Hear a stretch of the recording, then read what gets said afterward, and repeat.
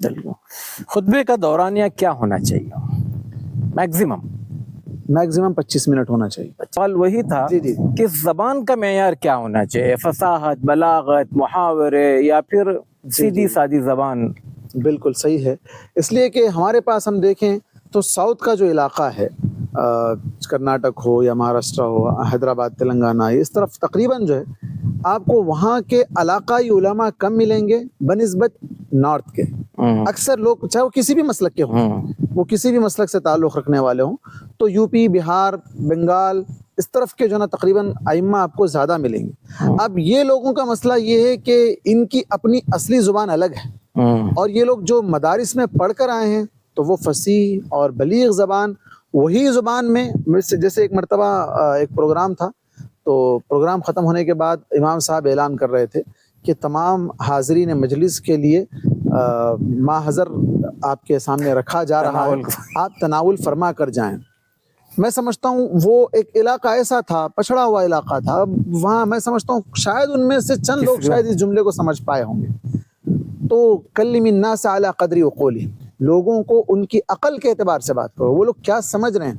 اب بسا اوقات ابھی میں حال ہی میں گزشتہ سے پیوستہ جمعہ میرا خطبہ بنگلور میں تھا، بنگلور میں کاٹ گوڑی میں میرا جمعہ کا خطبہ تھا. اس دوران خطبہ میں نے ایک جملہ حیدرآبادی لینگویج کا استعمال کر دیا.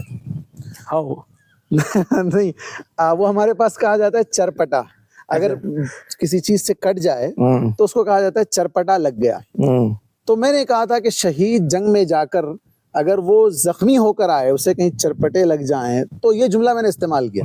خطبے کے بعد میرے ایک ساتھی، کلاس ساتھی وہاں تھے، انہوں نے کہا کہ آپ پورا خطبہ اچھا دیے، ایک جملہ حیدرآباد کا بول دیا.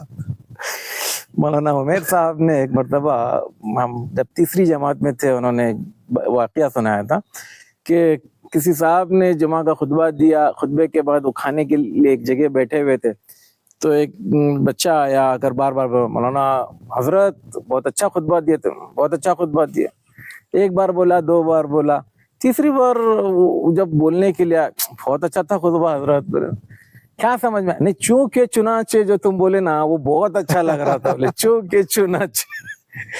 تو وہ آج کل ہمارے پاس اردو زبان مادری زبان ہے، لیکن افسوس کے ساتھ کہنا پڑتا ہے کہ اردو زبان پڑھنے والے نہیں ہیں. اردو زبان بول لیتے ہیں، وہ بھی علاقے کے اعتبار سے اس کی کئی قسمیں ہیں. ہر جگہ الگ الگ انداز سے اس کی جو نا اردو بولی بن گئی ہے، زبان نہیں بلکہ بولی بن گئی ہے. ہر جگہ الگ الگ اردو بولی جاتی ہے. تو ہم یہ دیکھتے ہیں کہ جو خطبہ ہم اردو میں دے رہے ہیں، سامنے سننے والا سامع وہ زبان اردو کی نہیں سمجھنے والا ہے.